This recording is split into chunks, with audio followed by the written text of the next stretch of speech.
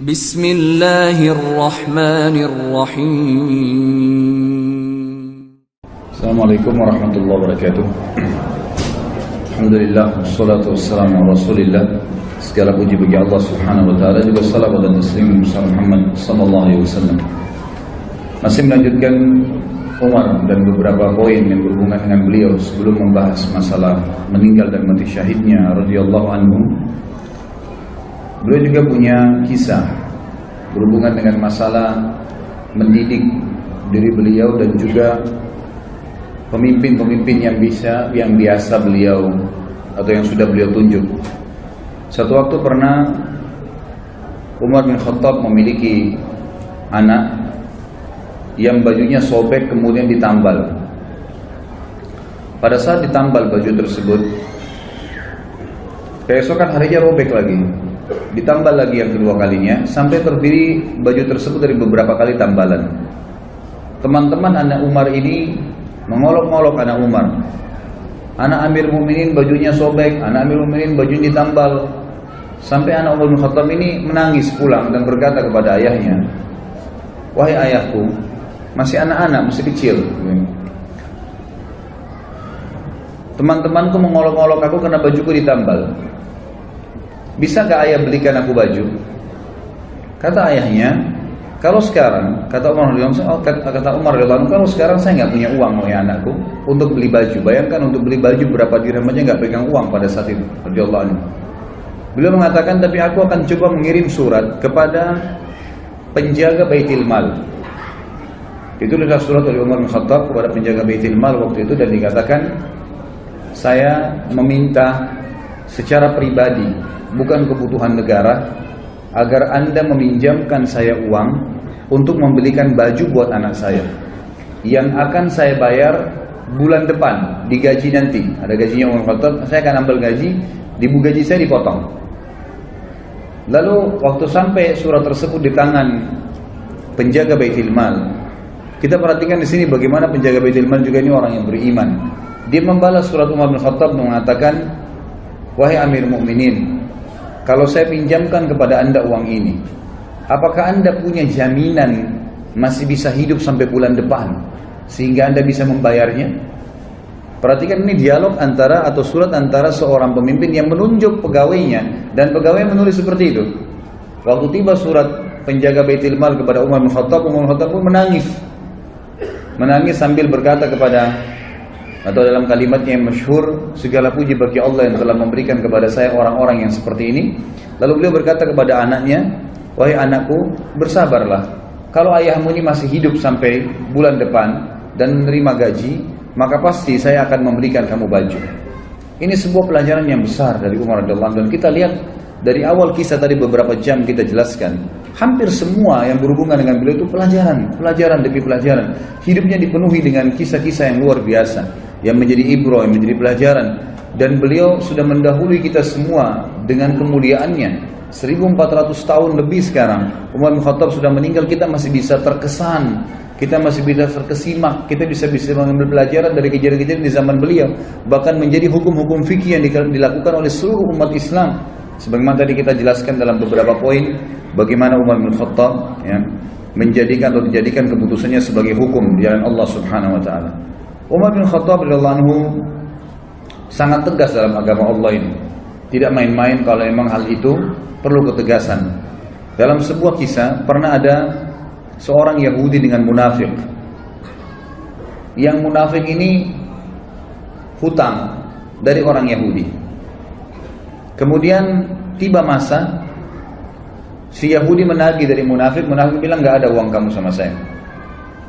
Cekcoklah dua orang ini, lalu diambil kesimpulan kita berhukum aja. Waktu itu Nabi SAW masih hidup. Maka datanglah keduanya ke Nabi SAW. Nabi SAW melihat sesuai dengan data-data yang ada, Yahudi punya hak. Kata Nabi SAW, "Berikanlah haknya si Yahudi ini, karena memang kamu berutang sama dia, ada buktinya jelas." Ternyata keluar munafik ini tetap bilang, "Saya nggak mau bayar." Belum puas cari orang lain, dicarilah Abu Bakar. Ketemu Abu Bakar. Siapa setelah Nabi SAW? Abu Bakar, orang yang dianggap dimuliakan, datang ke sana. Memperlihatkan kasus kepada Abu Bakar, dipaparkan. Abu Bakar berhukum seperti hukum Nabi SAW, bahwasanya haknya Yahudi. Ternyata pulang, keluar dari rumah Abu Bakar, si munafik belum puas juga. Saya belum mau bayar. Baik, Yahudi bilang kalau begitu kita cari orang lain. Kamu mau? Iya. Siapa? Umar bin Khattab. Datang kepada Umar radhiyallahu anhu di rumahnya. Begitu datang ke rumahnya, Umar bin Khattab mengatakan, siapa kalian? Satu mengatakan mengaku muslim tapi dia orang munafik. Di sini di riwayat tidak disebutkan namanya.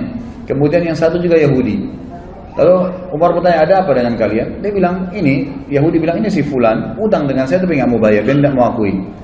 Lalu Umar pintar, Umar bertanya kepada mereka berdua, apakah kalian sudah pernah bertanya tentang masalah hukum ini sebelum datang ke sini? Kata mereka berdua, sudah. Kata Umar, kepada siapa? Mereka bilang, kami telah datang kepada Muhammad. Kata Umar, apa hukumnya? Kata Muhammad memberikan hak kepada si Yahudi ini, kata si munafik. Karena alasan-alasan yang sudah dipaparkan. Lalu kalian kemana lagi? Mereka berkata, kami sudah ke Abu Bakar. Apa hukumnya Abu Bakar? Sama saja dengan hukumnya Muhammad SAW. Lalu Umar berkata, untuk apa kalian datang kepada saya? Keduanya mengatakan, kami ingin berhukum. Umar bilang, baiklah, tunggu sebentar. Umar masuk ke dalam mengambil pedang. Kemudian mengejar keduanya, akan menebas keduanya. Dua-duanya lari dari rumahnya Umar. Lalu Umar berkata, apakah kalian sudah berhukum kepada Rasulullah SAW? Masih ragu? Datang ke Abu Bakar lalu masih ragu, lalu datang kepada saya minta hukum, ini hukum saya. Pedang ini, gitu kan. Jadi beliau tidak main-main dengan hukum, gitu kan. Kalau memang sudah saatnya, saatnya, gitu kan. Seperti itu gambarannya. Dan tentu apa yang akan kita sampaikan, dipaparkan di buku ini, belum semua kisah Umar ternukilkan. Jadi bukan mustahil ikhwah-ikhwah sekalian kalau anda pernah mendapatkan kisah lain tentang Umar asal riwayatnya sahih, itu tidak ada masalah. Karena cukup banyak riwayat yang dinukil yang memang belum dinukil di sini. Di antaranya ada kisah Umar bin Khattab dengan rahib, seorang pendeta Yahudi yang masuk Islam akhirnya karena sifat Nabi SAW. Dan ini sudah saya sebutkan di bahasan pada saat menjelaskan tentang kelebihan Nabi SAW. Ringkas ceritanya ada seorang Yahudi yang pernah Nabi SAW utang dengannya 20 sak kurma. Satu sak kurma 2,5 kilo. Kemudian Nabi SAW sepakat akan dibayar di waktu tertentu. Ternyata belum tiba waktunya, orang Yahudi ini sudah datang, pendeta Yahudi sudah datang dan langsung berdiri di sebelah Nabi SAW, mencekik leher Nabi dengan sisa kain imamahnya, alaihissalatu wassalam. Lalu orang-orang waktu itu lagi hadir di masjid dan semuanya pada melihat kejadian tersebut. Akhirnya Umar bin Khattab yang ada di depan saf mengatakan, ya Rasulullah, izinkan saya menebas lehernya Yahudi ini. Lalu Nabi SAW memberikan isyarat untuk duduk Umar. Lalu Nabi SAW dalam kondisi tercekik menanyakan kepada Yahudi, ada apa hai Yahudi? Kata Yahudi ini, bayar utangmu hai Muhammad. Kata Nabi SAW, kan belum tiba saat waktunya. Dia bilang, tetap saya mau dibayar sekarang. Maka Nabi SAW dalam kondisi duduk tercekik dan Yahudi ini berdiri menarik imamah beliau SAW, berkata kepada Umar, wahai Umar, pergilah ke Baitul Mal dan ambillah 20 sak kurma, bayarkan utang saya dan tambah 20 sak lagi. Kata Umar, ya Rasulullah, 20 sak pertama utang anda, 20 sak kedua untuk apa? Kata Umar, kata Nabi SAW, itu hukuman karena kau sudah menakut-nakuti dia. Kau tadi sudah mengancam akan menebas lehernya. Artinya Nabi SAW seakan-akan memberikan isyarat, kalau saya masih ada jangan ambil keputusan, gitu kan? Maka Umar pun pergi ke Baitul Mal, meninggalkan Yahudi ini. Yahudi jalan di belakangnya sambil marah dengan Yahudi ini. Tiba di Baitul Mal, Umar bin Khattab menyiapkan 20 sak kurma, diberikan kepada Yahudi itu. Waktu mau disiapkan 20 sak kedua, Yahudi ini bilang, enggak usah hai Umar. Kata Umar, kenapa? Dia bilang, Umar, apa kau tahu siapa saya? Kata Umar, saya enggak mau tahu siapa kamu. Dalam kondisi marah gitu kan. Langsung dia sebutkan namanya, saya Fulan bin Fulan. Namanya ini kebetulan nama salah satu pendeta Yahudi yang terkenal sudah lama masuk Islam. Kata Umar, saya tanya kamu atas nama Allah, apakah kau dia? Dia bilang, iya. Bukankah kau tahu itu adalah Rasulullah SAW? Kata dia, ya saya tahu. Lalu kenapa kau lakukan perbuatan tadi sementara kau tahu adalah Nabi Allah? Kata si Yahudi, hai Umar, apa kau kira saya gila? Saya datang ke masjid kalian, mencekik Nabi dan Raja kalian, di hadapan kalian, saya sudah siap mati pada saat itu.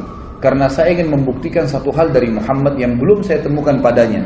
Semua ciri kenabian, Nabi terakhir ada pada diri Muhammad. Semua sudah saya temukan. Fisiknya, tempat tinggalnya, nama-namanya, tinggal ada satu belum. Ghalaba hilmuhu ghadabuh. Emosinya dikalahkan dengan kasih sayangnya. Dan tadi tuh saya sengaja nagih sebelum waktu, saya sengaja cekik lehernya. Tujuannya untuk memancing emosinya. Ternyata memang kasih sayangnya mengalahkan emosinya. Dan sekarang saya mengucapkan Umar, asyhadu an la ilaha illallah wa anna Muhammad Rasulullah. Ini syahadat orang tersebut di depan Umar radhiyallahu anhu. Ini diantara kisah yang belum dinukil tentunya. Ada juga kisah yang lain, kisah tentang masuk Islam, kisah tentang Umar radhiyallahu anhu zaman khilafahnya, beliau sempat keliling kota Madinah di malam hari. Kemudian beliau menemukan ada satu laki-laki Badui. Laki-laki Badui ini kebetulan lagi menancapkan tali kemahnya sambil mengikat kencangan tali untahnya, dan di dalam kemahnya ada suara rintihan perempuan yang sedang menangis. Maka Umar pun lewat dan berkata setelah memberikan salam, wahai laki-laki, hai rajul, bahasa Arabnya, wahai rajul, siapa kamu ini? Dia mengatakan, saya orang musafir dari Badui padang pasir, lagi lewat malam, kemalaman saya lihat ada tanah kosong, saya tebar kemah saya mau nginap di sini. Kata Umar, suara siapa tuh rintihan dalam kemahmu? Dia bilang, sudahlah saudaraku, pergilah, tidak usah campurin itu. Kata Umar, mungkin saya bisa bantu. Kata orang itu suara istri saya yang mau melahirkan, ya, tapi tidak ada yang bantu. Saya nggak tahu bagaimana melahirkan perempuan, dan juga tidak ada wanita yang saya kenal di Madinah bisa minta bantuan, apalagi itu tengah malam. Dan sebagian ulama menukil kisah ini di tahun 23 Hijriah, tahun terakhir Umar radhiyallahu anhu hidup, dan juga ya, pada saat itu tengah malam, di awal malam, dan itu sekitar jam 12 malam gitu kan. Jam 11, jam 12 malam, yang orang waktu itu sudah tidur semua. Jadi ini Umar bin Khattab sedang mengontrol, mengawasi sendiri. Ringkas cerita adalah Umar bin Khattab lalu berkata kepadanya, maukah kau saya datangkan seorang wanita dari Madinah yang bisa membantu istrimu melahirkan? Dia bilang mau. Perlu jemaah tahu bahwasanya laki-laki Badui ini belum tahu kalau ini Umar bin Khattab, belum tahu kalau ini khalifah. Umar pun radhiyallahu anhu lalu pulang, dia tidak membangunkan ya, penasihat-penasihatnya, atau mungkin dokter, tabib, ya kalau kita zaman dulu dikatakan ya dengan istilah tabib, ya, atau orang yang bisa mengobatin, atau bidan mungkin perempuan yang bisa melahirkan. Tidak, dia pulang ke rumahnya, dia bangunkan istrinya. Yang waktu itu istrinya adalah Ummu Kalthum, anaknya Ali radhiyallahu anhu. Lalu berkata Umar bin Khattab, wahai cucunya Rasulullah, apakah kau mau mendapatkan pahala seorang wanita muslimah yang mau melahirkan malam hari nggak ada yang tolong? Ummu Kalthum radhiyallahu anha juga punya iman yang kuat, anaknya Ali radhiyallahu anhu, cucu Nabi SAW. Dia tidak mengatakan, wahai Amir Mu'minin, carilah wanita Ansar yang bisa melahirkan. Tidak, dia mengatakan dengan jelas dan tegas, tentu saja saya ingin dapat pahalanya. Kata Umar, siapkanlah persiapan, perlengkapanmu untuk melahirkan dan ikut sama saya. Maka jalanlah pada malam itu, saudaraku sekalian, dua orang, raja muslim dan ratunya. Tidak ada pengawal, tidak ada yang dampingin, dan tidak ada media yang akan mengekspos itu. Karena yang sedang dibantu seorang Badui yang cuma lewat, besok pagi mau pergi lagi. Gak ada yang tahu, tengah malam nih. Ya, kita tahu sekarang banyak orang mau melakukan satu perbuatan, kegiatan, kena ada eksposnya, kemudian bisa mengangkat namanya. Sama sekali enggak. Jalanlah keduanya, tiba di kemah orang Badui tersebut. Ringkas ceritanya, kata Umar bin Khattab kepada istrinya, masuklah ke kemah dan selesaikan tugasmu. Istrinya pun akhirnya membantu wanita tersebut melahirkan. Gak lama kemudian, sementara menunggu tentu Umar bin Khattab ngobrol sama orang Badui, dan orang Badui belum tahu kalau Umar bin Khattab, ngobrol-ngobrol aja seperti biasa. Lalu kemudian terdengar suara bayi dari dalam, dan Ummu Kalthum, istri Umar bin Khattab radhiyallahu anhum ajma'in, berkata, ya Amir Mukminin, wahai pemimpin orang yang beriman, gitu ya. Jadi ini hai raja, beritahukan kepada laki-laki di sebelahmu kalau istrinya sudah melahirkan normal. Begitu mendengarkan kalimat Amir Mukminin, si Badui tadi dari tempat duduknya turun ke tanah, ketakutan, lalu berkata, apakah anda Amir Mukminin Umar bin Khattab? Umar bin Khattab mengatakan kepada dia, ala rizkika, tenang aja. Dia bilang, diulangi, apakah anda Amir Mukminin Umar bin Khattab? Kata Umar, iya, saya Amir Mukminin Umar bin Khattab, dan yang membantu tadi melahirkan istrimu itu adalah Ummu Kalthum, anaknya Ali bin Abi Thalib, cucunya Rasulullah SAW. Maka orang ini pun menangis pada saat itu dan berkata, Maha suci Allah yang telah mengaruniakan saya nikmat yang tidak terhingga malam ini, karena saya telah didepani duduk oleh raja ya, muslimin, dan istri saya telah dibantu melahirkan oleh ratu muslimin, dan anak saya disentuh pertama kali dengan kulit cucu Nabi SAW. Kita lihat bagaimana perilaku Umar bin Khattab yang luar biasa, gitu kan? Setiap perilakunya menjadi sebuah pelajaran. Kisah yang lain juga, Umar bin Khattab radhiyallahu anhu pernah satu malam jalan, kemudian menemukan ya, di luar kota Madinah tentunya ini. Ini kisah yang sahih adalah di luar kota Madinah. Kemudian dia lagi jalan dan dia temukan ternyata ada seorang wanita yang sedang duduk. Kemudian di sebelahnya ada 3 orang anak yang sedang menangis. Kemudian Umar bin Khattab pun datang sambil mengatakan, ya, Assalamualaikum wahai pemilik cahaya api itu. Lalu wanita itu menjawab. Setelah itu Umar mengatakan, apakah engkau mengizinkan aku mendekat? Kata wanita itu, mendekatlah tapi dengan sopan. Kalau enggak, pergilah. Kata Umar bin Khattab pada saat mendekat, ada apa? Wahai hamba Allah. Dia bilang, Dan kenapa anak-anakmu menangis? Dia bilang, saya sudah berapa hari nggak makan, anak saya kelaparan, butuh makanan. Terus apa yang kamu masak di panci? Yang saya masak di panci sebuah batu yang saya masukkan supaya anak-anak saya kira saya masak, dan ini sudah 3 hari berjalan. Sementara Amir Mukminin tidak perhatian kepada kami. Dia tidak tahu kalau ini Umar bin Khattab. Lalu Umar pun berkata kepada temannya, kalau tidak salah itu bersama dengan Ubay bin Ka'ab. Mereka berdua lalu menuju ke Baitul Mal, mengambil kebutuhan muslimin, dipikul. Kemudian Umar berkata, angkatlah ke pundakku. Kata Ubay, biar saya yang angkat Amir Mukminin. Kata Umar, angkat ke pundakku sampai 3 kali. Ubay terus mengatakan, biar saya Amir Mukminin. Kata Umar, apa kau ingin memikul dosaku pada hari kiamat? Maka Ubay pun diam. Lalu pergilah mereka berdua ke sana. Lalu Umar bin Khattab, dalam riwayat ini dikatakan meniup panci yang tadinya apinya sudah mulai redam, sampai terlihat asap dan percikan-percikan api berada di antara jenggot beliau. Dan waktu itu Umar bin Khattab memiliki jenggot yang sama Nabi SAW sampai ke dadahnya radhiyallahu anhu.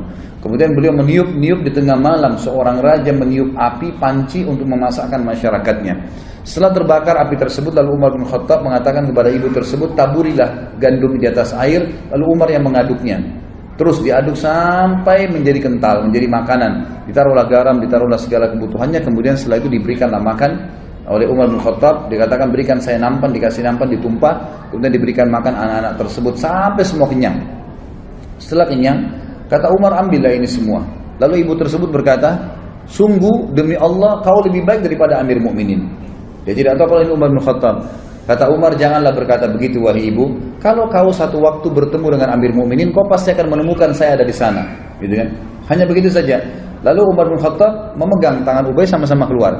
Kata Ubay, waktu Umar bin Khattab, Amir Mukminin meninggalkan tempat tersebut, lalu dia menyelip di antara semak belukar seperti binatang buas yang sedang mengintai mangsanya. Jadi dia dengan teliti ke arah ibu tadi sama anak-anak itu. Lalu setelah itu dia lihat anak-anak tersebut yang tadinya nangis, tidur, bangun, bermain, ceria, gitu kan. Lalu Umar bin Khattab mengangkat kepalanya, ya seakan-akan berhenti untuk memata-matai dan berkata, segala puji bagi Allah yang selamatkan saya dari orang-orang ini yang akan menuntut saya pada hari kiamat. Perilaku yang sangat luar biasa dari seorang yang beriman kepada Allah Subhanahu wa ta'ala. Dan cukup banyak kisah yang berhubungan dengan hal-hal yang seperti ini. Umar bin Khattab radhiyallahu anhu juga pernah memberikan pelajaran tentang masalah takdir. Sebagaimana dinukil dalam banyak riwayat-riwayat sahih, teman-teman yang pegang buku bisa di halaman 276 sampai 277 kisah yang berhubungan dengan masalah itu. Umar bin Khattab radhiyallahu anhu pernah menuju ke negeri Syam, dan di negeri Syam itu ternyata ada satu wilayah yang akan dimasukin, terkenal ada penyakit taun. Ya, sebelum keluar ke negeri Syam, masih dari kota Madinah, gitu kan. Riwayat sahih menjelaskan masih di kota Madinah. Lalu pada saat itu ada seorang panglima perang, Abu Ubaidah bin Jarrah radhiyallahu anhu, yang terkenal juga, salah satu yang terkenal, Amin Hadil Ummah, orang yang paling terpercayanya umat Islam, gitu kan. Waktu itu Umar bin Khattab mengatakan, waktu mau keluar, dikatakan negeri yang Anda mau pergi ini oleh sebagian sahabat ada penyakit taun. Taun itu penyakit yang memang Nabi SAW larang kita masuk ke sana kalau ada penyakit itu.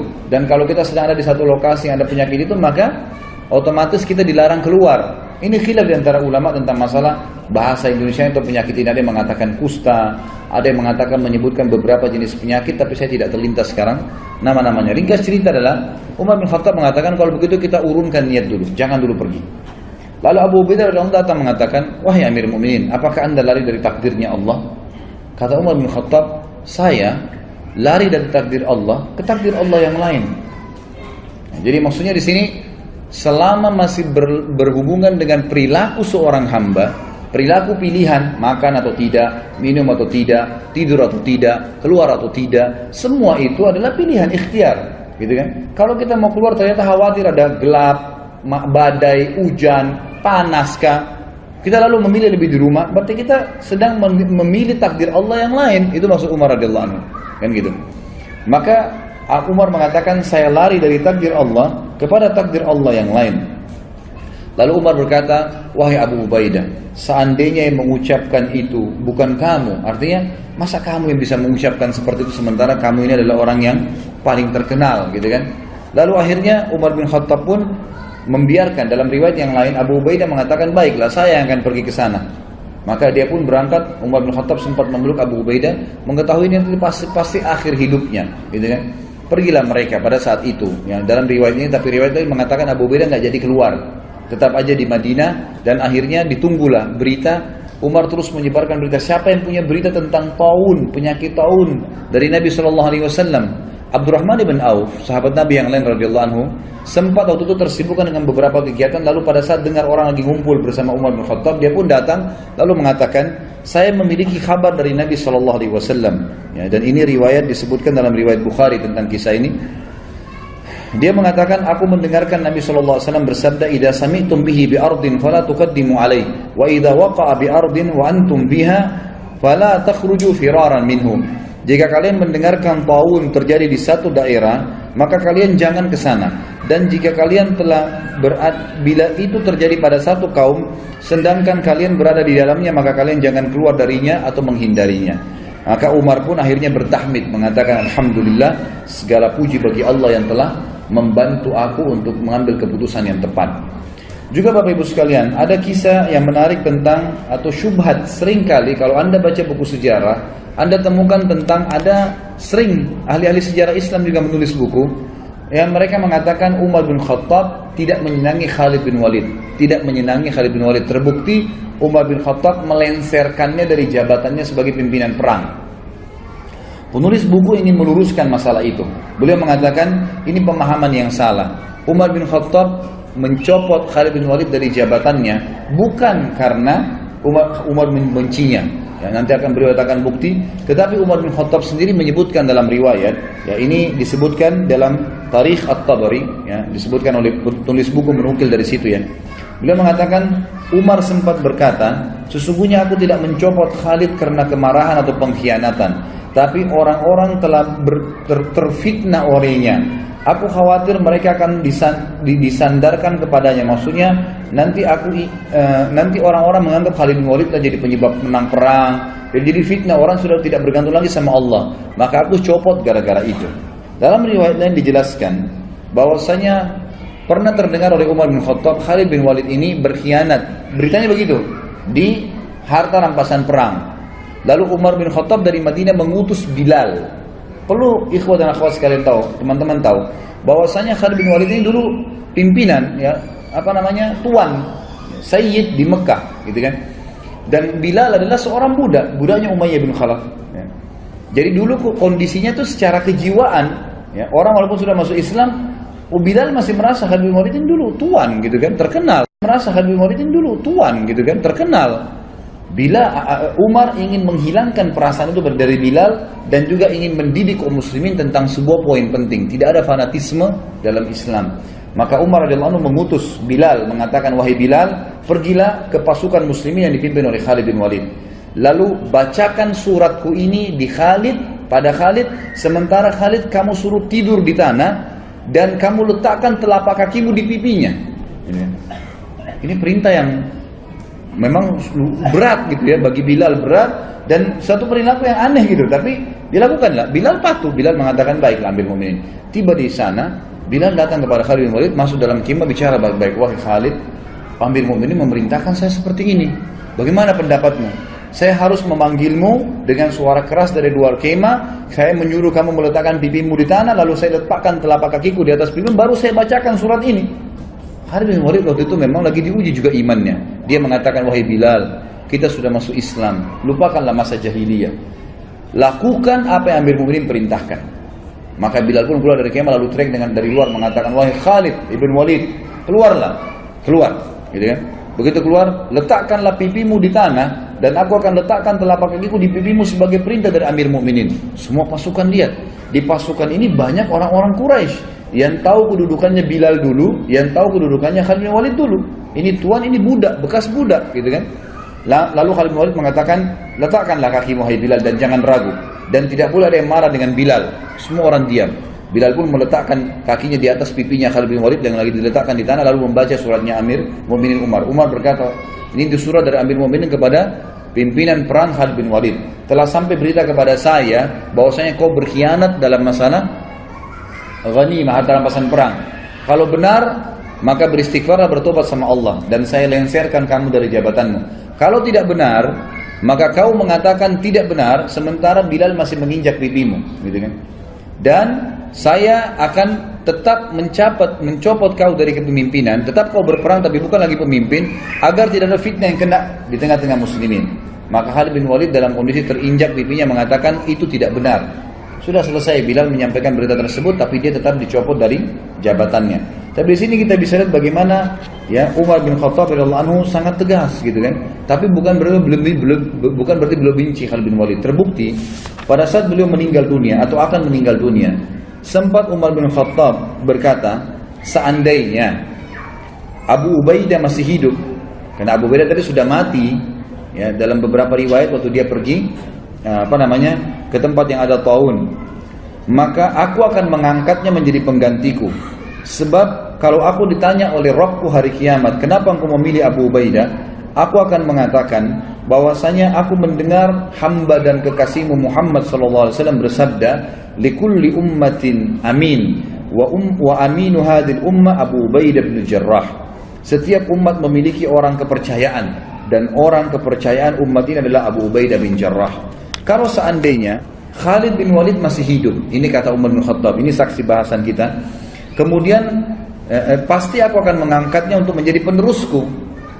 Dan pada saat aku ditanya oleh Allah hari kiamat, oleh Rabbku, kenapa engkau memilih orang ini, aku akan mengatakan karena hamba dan kekasihmu Muhammad SAW telah bersabda, Khalid bin Walid saifun min suyufillahi sallahullahu alal musyrikin. Khalid bin Walid adalah salah satu pedang Allah yang Allah henuskan untuk orang-orang musyrik, sebagaimana disebutkan di dalam dinukil dari banyak riwayat-riwayat yang sahih.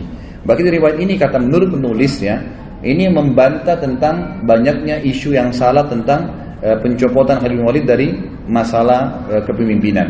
Kemudian kita masuk ke masalah bagaimana Baitul Maqdis dibebaskan di zaman Umar bin Khattab. Umar bin Khattab mengutus pasukan ke Baitul Maqdis, ya, kemudian berperang di sana. Ringkas cerita adalah memenangkan peperangan.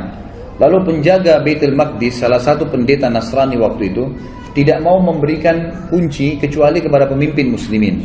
Maka menyuratlah beberapa pemimpin ya yang memimpin perang waktu itu, termasuk Khalid bin Walid waktu itu ada di sana. Ya, kemudian Miqdad dan beberapa sahabat Nabi yang lain disuruhlah ya menyurat kepada Amir Mu'minin. Umar bin Khattab waktu terima surat tersebut mengatakan, baiklah kita berangkat. Berangkatlah Umar bin Khattab menuju ke Palestina. Tiba di Palestina, kebetulan Umar bin Khattab waktu ke Palestina itu berdua bersama budaknya. Bukan budak sebenarnya, pelayannya ya. Bersama dengan pelayannya. Umar bin Khattab sepakat sama pelayannya, selama perjalanan dari Madinah ke Palestina, jauh sekali nih, gitu kan, perjalanan sebulan. Ya. Kalau sesaat saya di atas unta, sesaat kamu di atas unta. Jadi begitu terus. Dalam waktu tertentu Umar bertukaran tempat sama pelayannya ini. Pas tiba di Palestina, di pintu gerbang Palestina dan ditunggu oleh orang-orang muslimin, tiba gilirannya Umar bin Khattab yang harus narik ke kanannya unta. Hamba sahaya tadi belayan itu lagi di atas unta, gitu kan. Maka pada saat itu si pendeta tadi yang Nasrani mengatakan kepada orang-orang di situ muslimin, mana raja kalian? Kata mereka, itu yang lagi tarik ke kanannya unta. Siapa yang di atas unta itu? Kata pendetanya, itu pelayannya dia, gitu kan.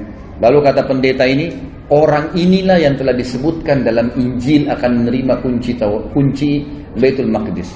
Ternyata disebutkan dalam Injil, satu waktu nanti akan datang dibebaskan oleh seseorang yang adil dan dia akan bersama dengan pelayannya dan dia akan menarik ke kanan unta pelayannya.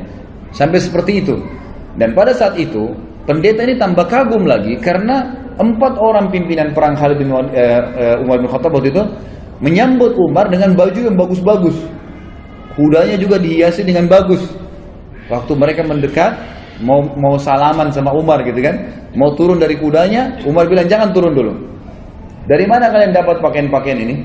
Kata mereka, kami memakai ini Amir Mu'minin agar musuh-musuh Allah takut. Sama Umar diambil batu dilemparin. Semuanya dilemparin sama Umar, gitu kan? Kata Umar, baru saja Allah bukakan kalian sedikit wilayah, kalian sudah memakai baju-baju yang mewah, buka, disuruh ganti bajunya yang dulu, gitu kan? Sampai akhirnya mereka membuka bajunya. Pendeta itu pun akhirnya kaget melihat perilaku Umar bin Khattab. Gak ada raja di dunia seperti ini, gitu.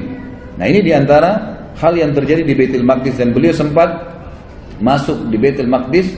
Kemudian beliau menanyakan kepada seorang rahib di situ pada saat itu bernama Ka'ab al-Ahbar. Ya, dia kemudian menunjukkan Ya, menurut di riwayat ini dikatakan Umar bertanya padanya, di mana menurut riwayat dalam Injil pun ya, bahwasanya Nabi terakhir Muhammad SAW masuk di Baitul Maqdis dan mereka punya berita itu. Mereka mengatakan dari pintu ini. Maka Umar pun masuk di situ. Kemudian Umar bin Khattab mengerjakan sholat di situ. Ini termasuk. Kemudian pelajaran yang lain juga disebutkan oleh beliau adalah sikap yang diambil menjadi hukum pada saat terjadi Amur Ramada. Ramada ini masa peceklik, kering sekali Madinah. Ya, sampai Umar tadi mulai zuhud, lebih zuhud lagi, tidak makan kecuali nasi sama roti sama minyak, dan itu membuat kulitnya sampai jadi hitam.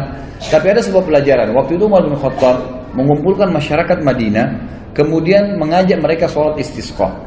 Pada saat diajak sholat, ini riwayat Bukhari ya, pada saat diajak sholat istisqa, Umar bin Khattab memberikan pelajaran lagi kepada kita semua. Dia berkata dengan suara keras selesai sholat, mengatakan, ya Allah, dulu jika kami tertimpa kekeringan, maka kami bertawassul kepadamu dengan doa nabimu, lalu engkau menurunkan hujan kepada kami. Sekarang nabi kami sudah mati, maka kami bertawassul kepadamu dengan doa pamannya, itu Abbas radhiyallahu anhu, maka berilah kepada kami hujan. Kemudian Umar meminta Abbas untuk berdoa kepada Allah subhanahu wa ta'ala. Lalu Abbas pun berkata, ya Allah, sebuah bencana telah menimpa, ya, sebuah bencana tidak menimpa kecuali karena adanya dosa. Ia tidak terangkat kecuali dengan taubat.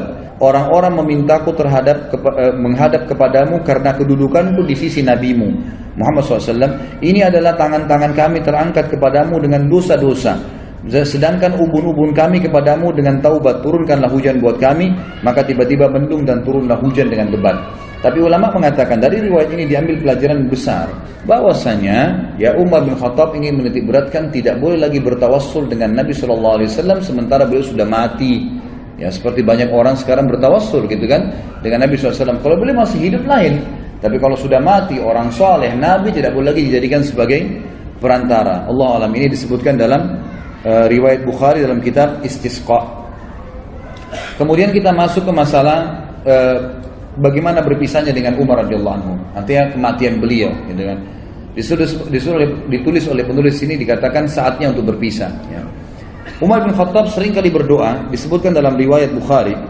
Beliau selalu mengatakan, Allahumma rzuqni syahadatan fi sabilik waj'al mauti fi baladi rasulik sallallahu alaihi wasallam. Beliau mengatakan, ya Allah, karuniakanlah kepadaku syahadah, mati syahid di jalanmu, dan jadikanlah kematianku di negeri Rasulmu. Ya, di Madinah maksudnya.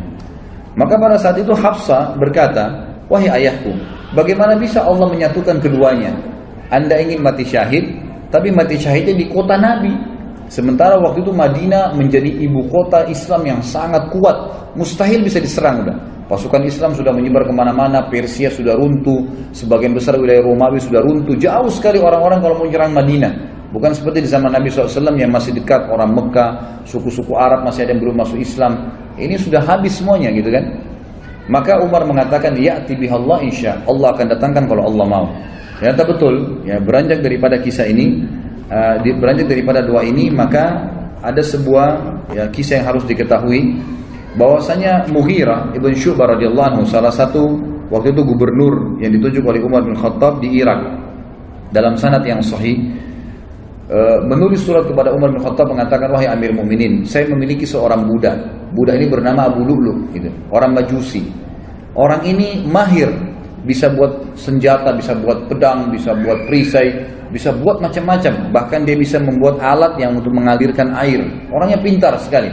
Izinkanlah dia masuk ke Madinah, wahai Amir Mukminin. Waktu itu Umar bin Khattab tidak pernah mengizinkan orang-orang yang belum masuk Islam itu masuk ke Madinah.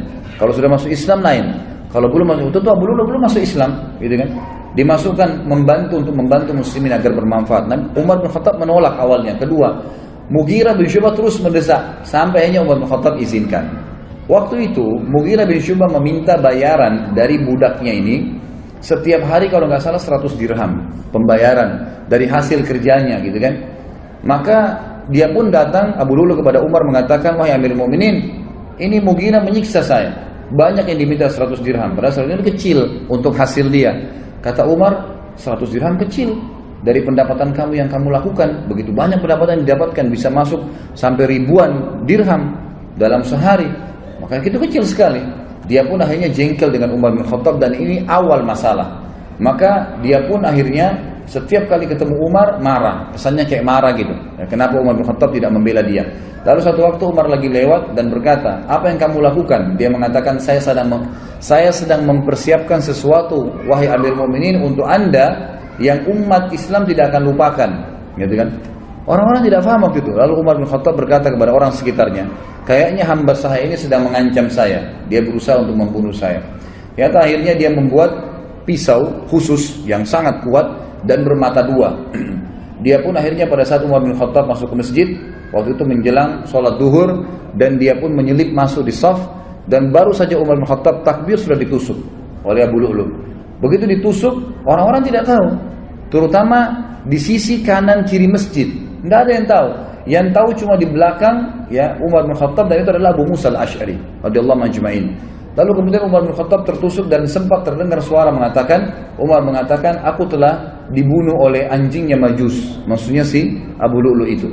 Lalu Umar bin Khattab jatuh dan Abu Musa yang mendekati Umar, lalu Umar memegang tangannya sambil berkata, ya lanjutkanlah sholat wahai Abu Musa, jadi imamlah kamu. Kemudian Abu Lu'lu' ini karena panik dan di sekitar Umar yang di saf-saf yang dekat tahu kalau dia sedang menusuk, maka dia berusaha menusuk semua orang yang di sekitar dia sampai dia melukai 13 orang. Dan 3 orang sempat mati terbunuh bersama Umar, tentunya mati syahid nanti berempat, gitu kan? Tapi 3 orang ini mati di masjid, yang 10 orang luka parah gitu. Nah pada saat ada lihat kejadian tersebut, sahabat sudah tahu kalau ini orang membunuh Amir Mu'minin, menusuk, maka dia melemparkan jubahnya ke arah wajahnya sehingga tidak melihat dan dikeroyokin. Pada saat itu dia tahu dia akan mati, lalu dia mengambil pisau tersebut dan menusukkan ke lehernya sendiri. Meninggallah Abu Lu'lu' ini, dalam kisah sahih ini disebutkan.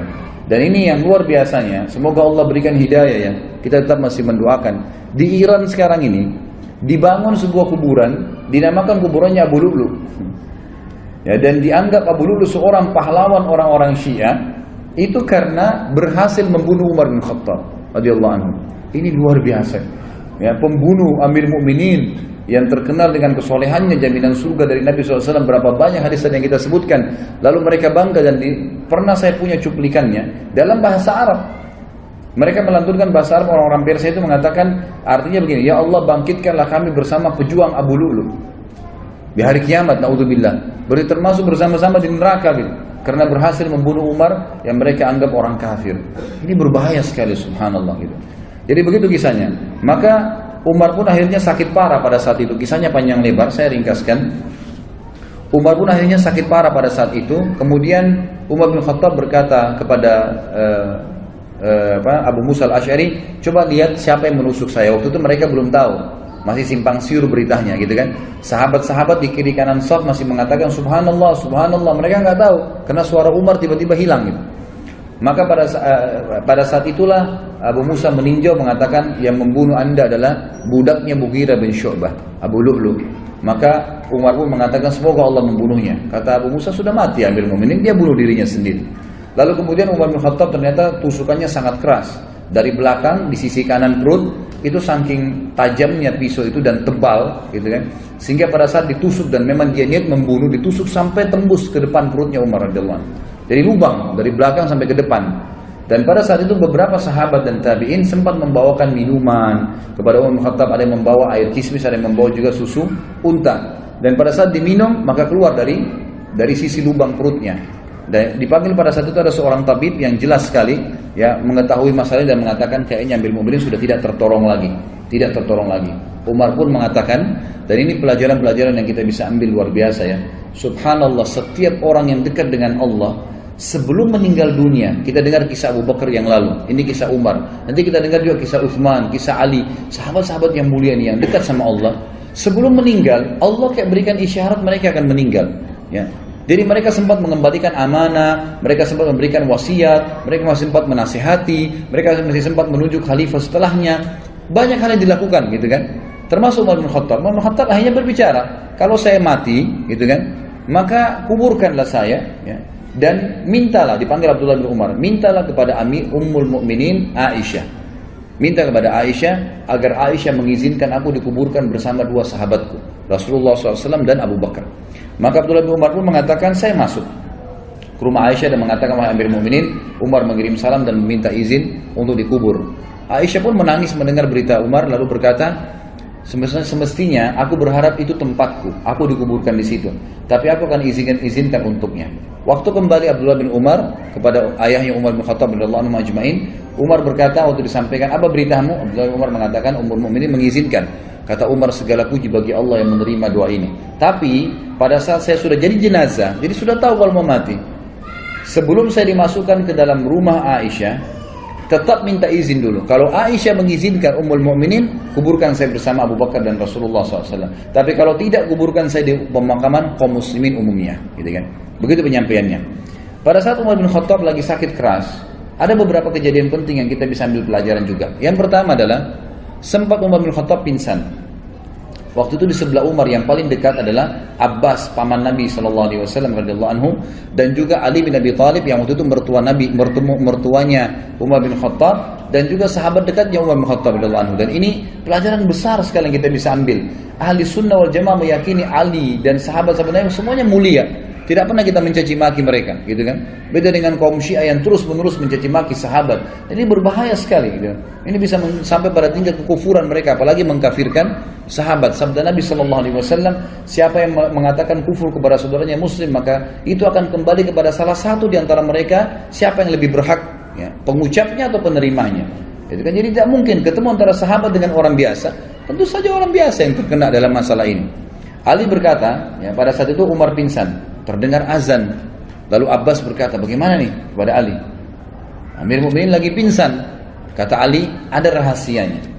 Lalu Ali pun mendekati kuping Umar sambil berkata, As-salat ya Amiral Mukminin. As-salat ya Amiral Mukminin. 3 kali. As-salat ya Amiral Mukminin. 3 kali ucapin. Salat wahai Amir Mukminin. 3 kali. Tiba-tiba Umar yang kondisi pingsan, perutnya ini lubang dari belakang ke depan, ya, terbangun lalu mengatakan, iya, tidak ada Islam bagi orang yang tidak sholat. Sholat membangunkan dari pingsan, subhanallah. Ya, kita kadang-kadang hanya kena tidur malam, sudah lama tidurnya, ranjangnya enak, nggak bisa bangun dengan azan, kupingnya dikincingi sama setan, gitu kan. Tapi kalau ini enggak, radhiyallahu anhu, bangun dalam kondisi pingsan bisa bangun hanya dengan mendengar sholat, karena kuatnya imannya. Lalu dalam riwayat lain juga dikatakan Umar bin Khattab sempat tertidur, pingsan, tidak dibangunkan pada saat itu sampai menjelang mau terbit matahari. Lalu Umar bangun. Kata Umar, apakah orang-orang sudah sholat subuh? Kata mereka, sudah Amir Mukminin. Lalu Umar mengatakan, iya, tidak ada, ya, bagian yang boleh dihormatin, diberikan jabatan di dalam Islam bagi seseorang yang tidak sholat. Nah, maka terjadilah pada saat itu Umar bin Khattab pun sholat subuh sendirian sambil duduk. Ini riwayat yang pertama. Riwayat yang kedua, pada saat beliau sakit keras, maka datanglah orang-orang yang mendoakan, mengatakan Amir Mukminin, adalah utusan, adalah pendamping Rasulullah SAW, adalah ini, dipuji-pujilah Umar bin Khattab.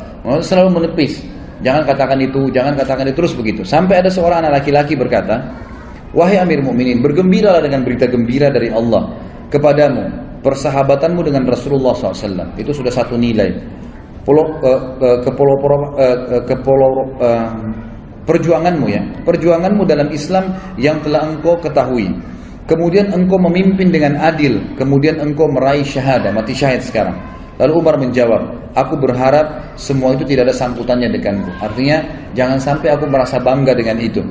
Lalu, ya, untuknya beliau mengatakan, dan akhirnya aku lepas dari tanggung jawabku, atau aku akhirnya tetap bertanggung jawab dengan dosa-dosa yang aku lakukan. Lalu pada saat anak muda itu mau keluar, ternyata anak muda ini bajunya menutupi mata kakinya. Dan ini riwayat jarang sekali disebutkan. Sebenarnya riwayat ini riwayat sahih, ya, yang menyebutkan tentang dilarangnya laki-laki untuk isbal, menutup mata kakinya dengan celananya, dengan pakaiannya. Ini masuk dalam bab isbal sebenarnya. Lalu Umar melihat ternyata sarungnya, pakaiannya laki-laki anak muda itu menyentuh tanah, menutup mata kakinya. Lalu Umar berkata, panggil anak muda itu ke sini. Dipanggil kembali. Lalu Umar dalam kondisi sudah mau meninggal, lemah, masih bisa menasihatin orang lain. Apa yang dia katakan? Ya ibna akhi, irfa' thawbak, fa innahu abqa li thawbik wa atqa li rabbik. Wahai keponakanku, ya, biasanya orang dalam agama kita ini, kalau ada seseorang anak muslim lebih muda, ya, kita bisa mengatakan wahai anak saudaraku. Ya, kalau kita biasa mengatakan keponakan, karena ayahnya kan saudara kita dalam Islam. Ya, biasa dikatakan gitu, ya benar akhi, gitu kan. Angkatlah pakaianmu Karena itu akan lebih awet bagi pakaianmu, tidak mudah kotor, ya, tidak bisa menjatuhkan kamu, karena kalau panjang bisa menjatuhkan, bisa keinjak dan seterusnya. Dan itu lebih bertakwa kepada Rabb-mu. Kemudian Ibnu Abbas berkata, aku berkata kepada Umar, bergembiralah, engkau akan meraih surga. Sungguh engkau telah menyertai Rasulullah dalam waktu yang lama. Engkau memegang urusan orang-orang beriman. Engkau bersikap tegas dalam menunaikan amanah. Umar berkata, adapun berita gembira surga yang engkau katakan kepadaku, demi Allah, seandainya aku mempunyai dunia dengan segala isinya, niscaya aku akan menjadikannya sebagai tebusan untuk menghadapi ketakutan besar yang ada di hadapanku sebelum aku mengetahui berita itu. Maksudnya, aku akan, ya, belum bisa aku mengatakan itulah pegangan, itu jadikan pegangan surga itu, walaupun sudah dijamin oleh Nabi SAW. Kalau seandainya aku punya dunia dan seluruh isinya, aku akan jadikan sebagai tebusan agar bisa mendapatkan surga itu. Adapun ucapanmu bahwasanya aku telah memegang urusan umat Islam, demi Allah aku berharap bahwa hal itu tidak ada sambutannya denganku. Untung ruginya tidak ada hubungannya denganku. Adapun yang engkau katakan bahwa aku telah menyertai Nabi SAW, maka hal tersebut benar. Hal tersebut benar. Ini diriwayatkan oleh Imam Ahmad dalam musnadnya. Kemudian Imam Az-Zahabi juga mengatakan, Ibnu Umar berkata radhiyallahu anhum ajmain, kepala Umar berada di pangkuanku pada saat beliau sedang tertusuk, ya. Lalu ia berkata, letakkan pipiku di tanah, kata Umar. Lalu aku meletakkannya, kata Abdullah bin Umar radhiyallahu anhu ajmain. Dia berkata, celaka bagiku dan celaka bagi ibuku jika Rabbku tidak merahmatiku. Artinya betul-betul kecelakaan, ya, luar biasa kalau sampai aku tidak, ya, diampuni oleh Allah Subhanahu wa taala. Lalu beliau sempat sebelum meninggal juga memberikan wasiat kepada, beliau mengatakan, aku berwasiat kepada khalifah yang datang setelahku, berbuat baik kepada muhajirin angkatan pertama, karena mereka lah orang-orang yang telah masuk Islam di awal, ya, dan memberikan hak-hak mereka, menghormati mereka. Yang kedua, aku berwasiat kepada orang-orang Ansar yang telah memperjuangkan dan menjual seluruh harta dan jiwa mereka untuk agama. Lalu berbuat baiklah kepada rakyat-rakyat di kota-kota dan di desa-desa, karena mereka adalah pejuang-pejuang Islam. Berbuat baiklah kepada orang-orang Badui, karena mereka adalah orang-orang asli muasal orang Arab dan penopang Islam. Serta aku juga mewasiatkan berbuat baik kepada zimmah, ahli zimmah, orang-orang kafir yang di bawah naungan pemerintahan Islam, karena, ya, hak mereka harus dipenuhi sebagaimana Nabi SAW perintahkan. Ada beberapa pujian sahabat-sahabat, ya, yang kita akan sebutkan poin-poinnya sebelum disebutkan kematian beliau radhiyallahu anhu kepada Umar bin Khattab, dan ini pada saat menjelang Umar bin Khattab sakarat dan meninggal dunia, dan beliau meninggal disebutkan dalam banyak athar sangat muda. Tiba-tiba saja beliau setelah memberikan wasiat tadi tentang khalifah setelahnya, lalu beliau menutupkan mata dan beliau meninggal dunia seketika pada saat itu. Tidak ada sesuatu yang melihat itu berat, susah, nggak ada seperti itu. Lalu pada saat itulah puji-pujian harum dari para sahabat datang kepada beliau. Jadi semenjak mereka lihat Umar sudah mulai melemah, sudah mulai ada puji-pujian yang keluar sampai beliau, ya, dimakamkan. Yang pertama, Abu Wail menyebutkan rahimahullah berkata, Abdullah bin Mas'ud radhiyallahu anhu datang kepada kami, dia menyampaikan berita kematian Umar kepada kami. Aku tidak melihat hari yang banyak tangisan dan kesedihan daripada hari itu. Kemudian Abdullah berkata, demi Allah, jika aku tahu bahwasanya Umar menyukai anjing, niscaya aku akan menyukainya. Maksudnya saking fanatiknya dengan Umar dan pendapatnya radhiyallahu anhum ajmain. Umar bin Khattab selalu benar, dan ini disebutkan, ya, dinukil 195 dalam buku Ar-Riyadun Nadhirah, ya. Kemudian Hudzaifah juga berkata, ini kisah atau ungkapan yang kedua, bahwa dia berkata pada hari kematian Umar, pada hari ini kaum muslimin meninggalkan sebuah sisi pagar Islam, artinya kehilangan pagar benteng mereka. Abdullah bin Abbas juga berkata, Hudzaifah juga berkata di statement yang lain, Islam pada zaman Umar seperti seorang laki-laki yang melangkah maju, dia tidak bertambah kecuali dekat. Tetapi ketika Umar terbunuh, maka seorang laki-laki itu seperti mundur. Artinya waktu Umar datang, Islam terus maju, mengekspansi sampai kemanapun, dikenal oleh orang. Waktu Umar meninggal, seakan-akan Islam yang berbentuk seperti orang itu mundur, gitu kan? Seakan-akan mundur. Jadi tidak ada lagi yang bisa mengikuti langkah-langkah Umar. Abdullah bin Abbas berkata dalam kisah yang lain atau pendapat beliau, ditanya kepada beliau, apa pendapat anda tentang Umar? Abdullah bin Abbas radhiyallahu anhu berkata, semoga Allah merahmati Abu Hafs, maksudnya Umar. Hafs ini anak pertamanya Umar, laki-laki. Demi Allah dia adalah pembela Islam, pengayom anak-anak yatim, tempat tinggal iman, tempat tinggal iman, sumber kebaikan, penyantun orang-orang lemah, benteng bagi para khalifah, kokoh dalam kebenaran, suka membantu orang lain, menegakkan hak Allah dengan sabar dan berharap pahala kepada Allah sehingga agama ini tegak. Dia telah memperlebar wilayah kaum muslimin, mengingat Allah SWT di atas bukit dan daratan, memuliakan Allah dalam keadaan senang dan susah, bersyukur kepadanya di setiap waktu, maka Allah akan menimpakan penyesalan kepada siapa saja yang membencinya sampai hari kiamat. Abdullah bin Abbas adalah ahlul bait, gitu kan? Anaknya Abbas. Dan ini juga status statement yang luar biasa dari Abdullah bin Abbas yang disampaikan oleh beliau, siapapun yang membenci Umar, maka Allah akan menimpakan penyesalan kepadanya sampai hari kiamat. Kemudian Abbas bin Abdul Muttalib, paman Nabi SAW, Ahlul Bait juga mengatakan, aku adalah tetangga Umar bin Khattab, aku tidak melihat seseorang yang lebih baik daripada Umar. Malamnya adalah sholat, siangnya adalah puasa, dan menunaikan seluruh keperluan masyarakat. Ali bin Abi Thalib juga pernah berkata pada saat meninggalnya Umar bin Khattab, dan dinukil oleh Abdullah bin Abbas, semua adalah Ahlul Bait Nabi SAW. Berarti mereka sangat menghormati Umar radhiyallahu anhum ajma'in.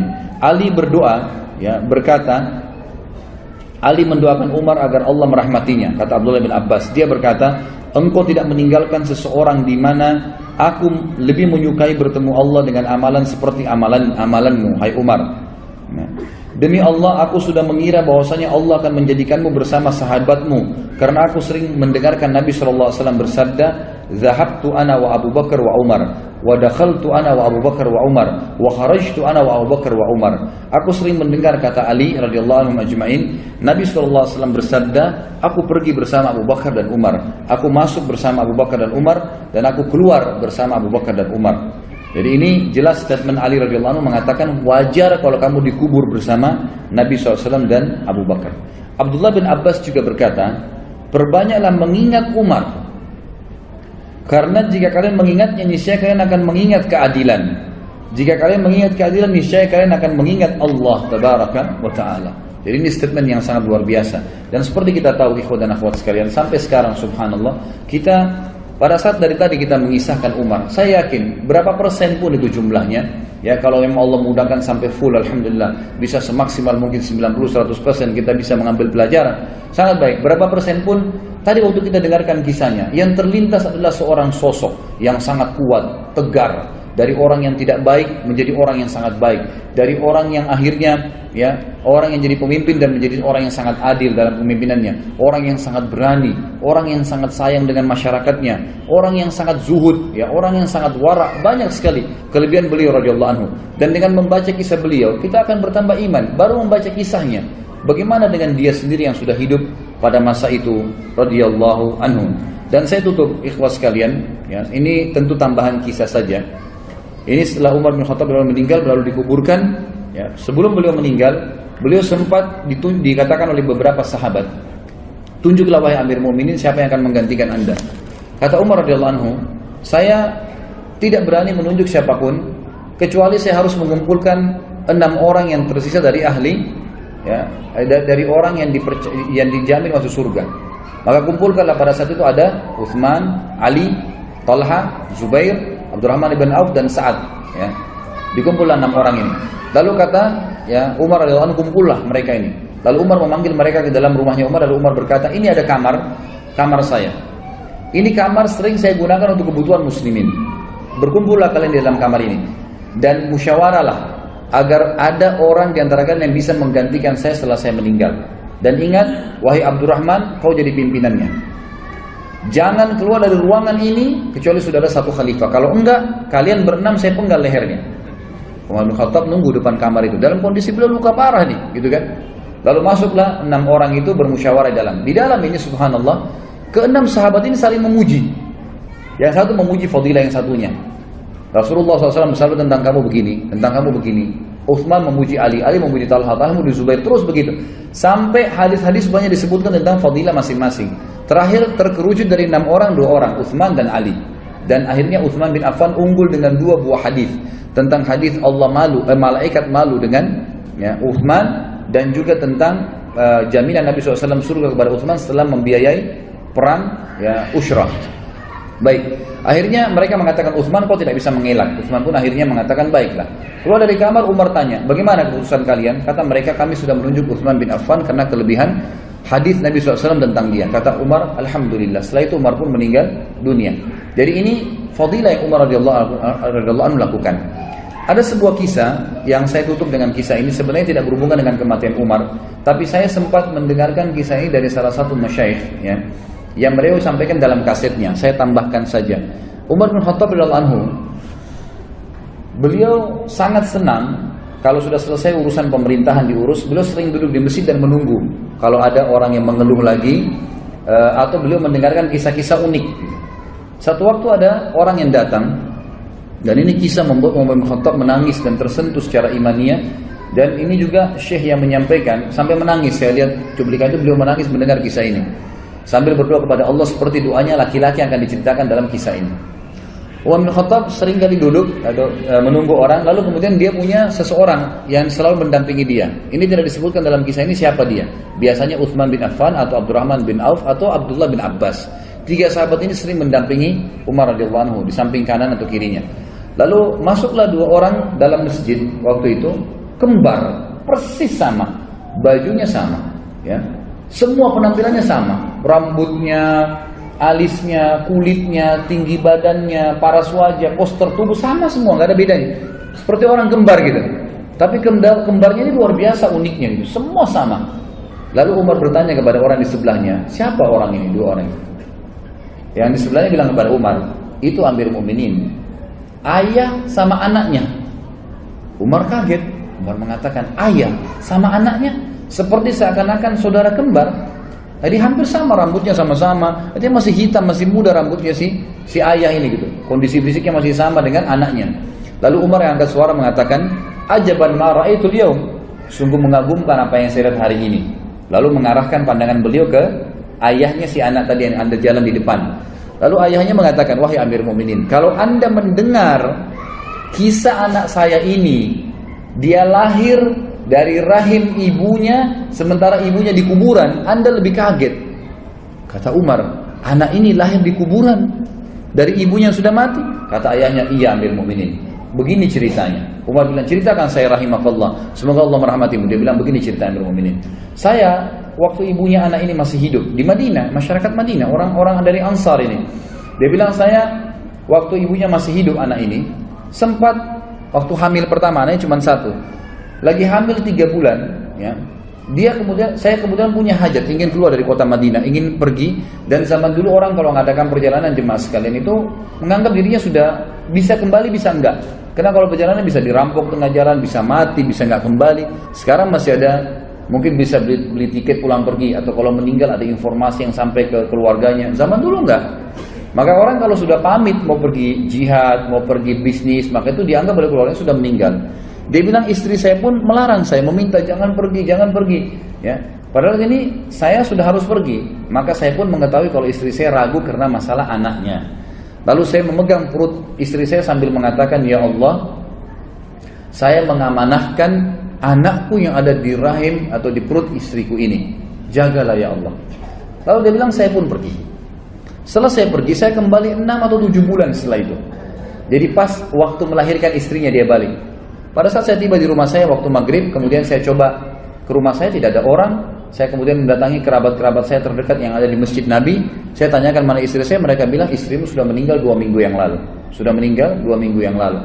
Maka saya pun sholat Isya, dan saya setelah Isya mau pulang ke rumah saya dan mengunjungi beberapa kerabat istri saya untuk menyampaikan takziahnya, gitu kan.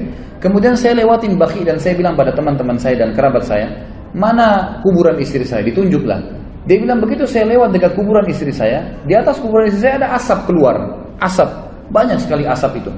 Lalu kemudian saya bilang, apa ini? Kata keluarganya dan teman-temannya, ini terjadi dari semenjak kami masukkan istrimu di kuburan 2 minggu lalu. Setiap hari keluar asap, setiap hari. Kami juga nggak tahu apa. Kata suaminya apa? Demi Allah, saya tidak tahu dari istri saya ini kecuali kebaikan. Orangnya baik sekali, patuh pada suami, sholatnya terjaga, puasanya terjaga. Nggak mungkin ini keburukan, pasti Allah tunjukkan kebaikan. Dia bilang, lalu tergeraklah hati saya dari mukminin untuk menggali kuburan istri saya. Waktu saya gali, saya temukan anak saya ini berada di bawah rahim istri saya yang sudah mati. gitu kan? Ada di situ, hidup.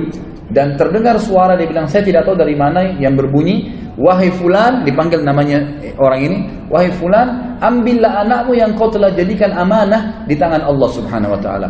Sampai Amir Mukminin menangis, Umar dan orang ini menangis sambil berkata, wahai Amir Mukminin, demi Allah, saya sangat yakin kalau seandainya waktu itu saya juga memegang pundak istri saya dan saya katakan, ya Allah, saya amanahkan istri saya. Saya pegang tembok rumah saya dan saya katakan, saya amanahkan tembok rumah ini, Amir Mukminin. Ya Allah, maka saya yakin istri saya masih Allah panjangkan umurnya. Tapi ya Amir Mukminin, saya cuma mendoakan anak saya dan inilah anak saya yang Anda anggap unik tadi itu. Maka ini pelajaran juga besar.